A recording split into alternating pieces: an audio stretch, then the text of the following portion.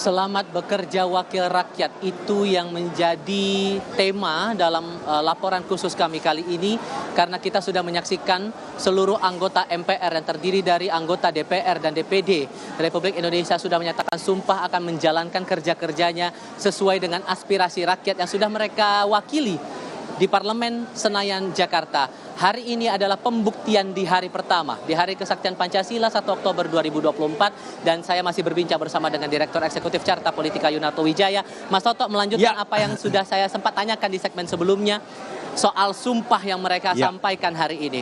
Sumpah sebetulnya juga sudah tertuang secara kata per kata, itu di pasal 78 Undang-Undang MT3.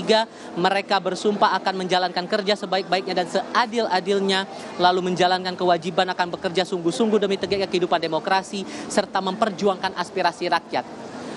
Sejauh mana Anda mengevaluasi kerja-kerja DPR saat itu disesuaikan dengan sumpah-sumpah yang ada di MD3 dengan realita yang kita lihat belakangan ini? Ya, pertama artinya kan tidak main-main ya, bahasanya sumpah bukan sekedar berjanji. Dan ini kan terjemahan dari kita bicara Pancasila itu menempatkan ketuhanan Yang Maha Esa nomor satu. Dalam konteks bicara mengenai kebangsaan, termasuk kerja seorang pejabat terpilih. Mereka harus bersumpah bukannya dalam konteks duniawi, tapi kepada akhirat. Dan kalau kita lihat tadi yang disebutkan nama Mas Tifal tadi, nggak ada satupun tuh kalimat kepada partai, tapi kepada rakyat. Artinya adalah fungsi mereka representasi dari konstituen. Pertanggungjawabannya adalah kepada konstituen. Nah, memang ini masalahnya sistemik. Sampai sekarang kita tidak memiliki misalnya mekanisme ketika konstituen merasa dihianati, konstituen tidak merasa bisa menyalurkan aspirasinya, itu kemudian ada sanksi. Itu yang menyebabkan kemudian mekanisme reward and punishment ini tidak pernah berjalan. Akhirnya orang merasa ya sudah, sumpah ini saya lakukan, tapi kemudian ketika berbicara mengenai mekanisme kontrol terhadap anggota DPR, itu tidak ada. Berbeda, kalau menjadi anggota eksekutif, mereka dikontrol oleh DPR. Rapat kerja, RDP, dimaki-maki bisa tuh oleh komisi-komisi yang terkait. Tapi DPR tidak bekerja, siapa yang bisa marah-marah? Akhirnya hanya netizen. Dan itu tidak memiliki implikasi apapun secara tata negara. Bagaimana kemudian hal seperti ini harusnya bisa dibuat sebagai sebuah sistem? Paling tidak saya berharap dari partai yang selama ini sebenarnya kan paling ditakuti nih. Yang namanya anggota DPR kan nggak takut sama konstituen, tapi takutnya kan sama DPP-nya. Takut di PAW, takut sama ketua umumnya, takut diganti misalnya. Kita tahu misalnya dari hal-hal yang sifatnya masih kecil deh, bolos, titip absen. Kita belum pernah mendengar tuh aturan ketat dari partai atau fraksi soal disiplin itu. Soal disiplin itu misalnya, dimulai dari hal seperti itu, ketika kemudian tidak ikut atau bolos atau ketahuan titip absen, sanksinya apa? Entah denda atau misalnya bisa dibuat kalau sampai 5 kali bisa terjadi PAW, atau kemudian hal yang lebih kuat secara kualitatif. Kalau reses tidak terbukti turun atau kemudian tidak melaporkan kegiatan reses, apa kemudian sanksinya?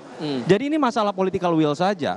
Dan bisa dimulai dari mana? Menurut saya harusnya partai yang memulai itu. Kalau partai melakukan hal tersebut, membuat norma-norma yang memaksa DPR yang tadinya cuek untuk kemudian lebih bekerja, lebih bertanggung jawab, saya pikir itu akan menjadi sebuah sistem secara menyeluruh, kualitas DPR juga akan lebih baik. Secara langsung atau tidak langsung itu kan akhirnya publik berharap pada mereka-mereka yang baru bergabung di parlemen saat ini. Angkanya juga tidak main-main kan Mas, 47,2% adalah wajah baru. Betul. Hampir setengahnya, dan kita sempat berbincang juga sebelum kita bersiaran langsung ini, jumlah untuk petahananya turun ketimbang periode sebelumnya.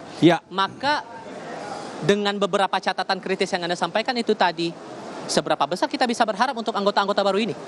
Ya, problemnya kan seperti itu ya. Kalau kita bicara jumlah anggota DPR baru selalu ada. Kalau kita bicara 2019 juga hampir setengahnya katakanlah. Lebih kecil lah, sekitar 44%. Tetapi apakah ada perubahan besar? Tidak juga. Artinya yang 44% itu kemudian budayanya malah ngikut ke yang 56%. Atau jangan sampai juga sekarang terjadi yang 47% ngikut yang 52%. Itu tadi, ini bukan masalah baru atau lama. Ini masalah sistem, ini masalah budaya. Yang baru-baru ini akhirnya juga ngikut yang senior deh. Yang baru-baru ini juga akhirnya ketika berbicara, oh di partai saya ternyata aturannya longgar seperti ini. Yang terpenting bukan kemudian mengikuti sumpah saya, dan kemudian diawasi oleh partai, yang penting sering makan bareng sama ketua fraksi. Yang penting sering nongkrong bareng sama DPP misalnya. Itu yang sekarang terjadi. Makanya tadi saya katakan cara memaksanya seperti apa. Ini bukan kita sedang membedakan yang baru dan yang lama. Kita tahu ini problem sistemik, semua partai dikritik. Kepercayaan publik yang rendah itu menghinggapi semua partai yang sudah masuk ke dalam DPR. Artinya apa? Partai yang harusnya membuat sebuah mekanisme baru, terobosan, yang kemudian memaksa aturan-aturan yang ada di internal partai, akhirnya membuat mereka menjadi anggota DPR yang lebih baik. Apakah harus dimulai dengan reward? Enggak, harus dibikin takut, punishment. Apa punishment yang diberikan ketika mereka tidak kemudian mengikuti logika-logika yang selama ini dianggap publik menjadi bagian dari meritokrasi? Sedikit banyaknya, walaupun kemudian setelah ini kita akan lebih sering sepanjang hari ini setidaknya melihat bagaimana proses penentuan alat kelengkapan dewan di setiap unit, MPR, DPR, dan DPD, tapi juga kita perlu melihat karena hari ini sudah hari kerja pertama mereka tanpa terkecuali. Betul. Karena mereka sudah mengangkat sumpah bekerja hari ini. Maka yang Anda lihat, kerja prioritas apa atau PR apa yang harus didahulukan untuk segera dibenahi?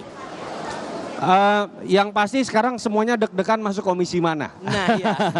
Ada yang menyebutnya saya masuk komisi mata air atau air mata, kira-kira gitu kan.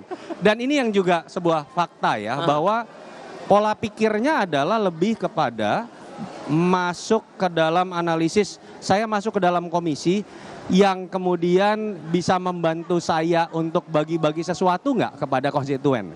Karena yang disebut dengan komisi mata air itu adalah komisi-komisi yang memang ketika mereka turun reses, itu bagi-baginya banyak atas nama program, sehingga kegiatan resesnya kemudian bisa bernilai elektoral. Tidak apa-apa, karena memang negara menyediakan hal itu. Selama konteksnya untuk kemudian menjadi aspirasi buat masyarakat, berguna buat masyarakat, bukan buat nyogok. Itu yang kira-kira sebenarnya menjadi salah kaprah dari pemikiran teman-teman anggota DPR. Nah, skala prioritas seperti apa? Saya berharap hari pertama mereka kan muncul masing-masing nih. Ada yang di TV nasional, ada yang di TV lokal, di dapilnya masing-masing. Harusnya hari pertama kita bekerja itu adalah kita yang melaporkan sendiri. Saya dalam misalnya 3 bulan pertama akan melakukan A, B, C, D. Tolong hari bantu awal 3 bulan pertama. Sehingga kemudian kan orang bisa terukur. Kan kita tahu, konstituen juga nggak ngerti apa sih sebenarnya kerja mereka, KPI-nya apa sih. Jadi sebenarnya gunakan saja standar dari profesional yang baru direkrut, atau kemudian sebuah perusahaan terbuka yang harus bertanggung jawab pada para pemegang saham. Pemegang sahamnya ini kan konstituen. Jadi harusnya mereka di hari pertama, mereka udah langsung berbicara.